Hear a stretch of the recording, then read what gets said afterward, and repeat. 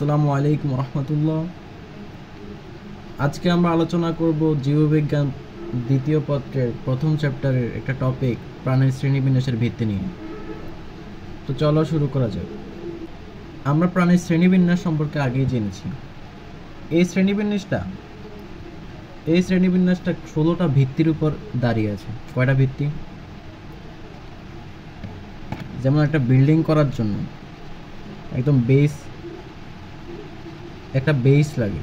ধরো একটা বেস, এর উপর একটা বিল্ডিং দাঁড়িয়ে।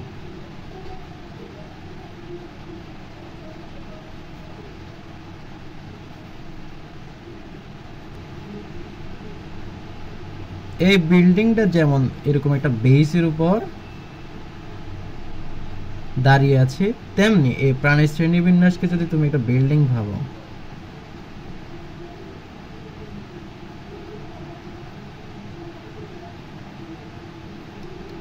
তাহলে এটা দাঁড়িয়ে আছে আজমল স্যারের বই অনুসারে 16টা ভিত্তির উপর। কয়টা ভিত্তির উপর? এরকম 16টা ভিত্তির উপর। তো আশা করি কথাটা বোঝা গেল। এবং এই 16টা ভিত্তি কি কি?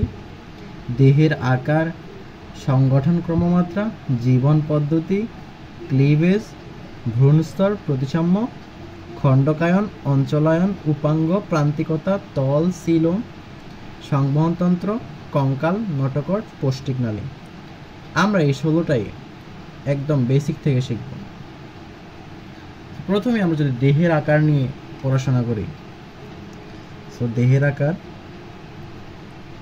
আমাদের দেহের আকার হিসাব করলে দুই ধরনের প্রাণী পাওয়া যাবে। একটা হচ্ছে আণুবীক্ষণিক প্রাণী, অনেক ক্ষুদ্র, অণুবীক্ষণ যন্ত্র ছাড়া দেখা যাবে না, খালি চোখে দেখা যাবে না। আর একটা হচ্ছে বৃহত্তর প্রাণী, যেগুলোকে খালি চোখেও দেখা যাবে। আশা করে বোঝা গেল। দেহের আকারের উপর ভিত্তি করে আণুবীক্ষণিক প্রাণী আর বৃহত্তর প্রাণী, এই দুইটা ভাগে ভাগ করা যাবে। বেসিকলি এই দুইটার উদাহরণ মনে রাখতে হবে। এখান থেকে উদাহরণ মনে রাখলেই হবে। সো আণুবীক্ষণিক প্রাণীর উদাহরণ হচ্ছে মাছের ফুলকার, এই কালারের কোন লিখি, মাছের ফুলকার,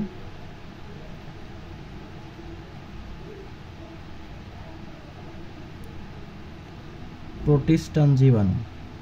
প্রোটিস্টা সম্পর্কে নিশ্চয়ই জেনেছো তোমরা, প্রোটিস্টান জীবাণু। এবং এর সায়েন্টিফিক নেমটা অনেক ইম্পর্টেন্ট। সায়েন্টিফিক নেমটা হলো ট্রিকোডিনা অ্যানাবাসি। ট্রিকোডিনা অ্যানাবাসি।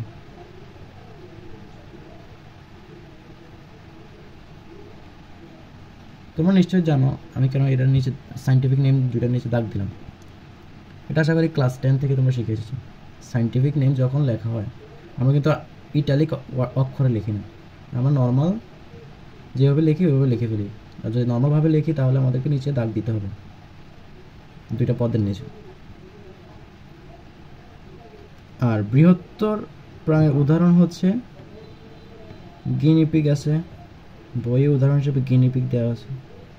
এই গিনিপিগের বৈজ্ঞানিক নামটা অনেক ইম্পর্টেন্ট, কেভিয়া পোরসেলাস। কেভিয়া পোরসেলাস।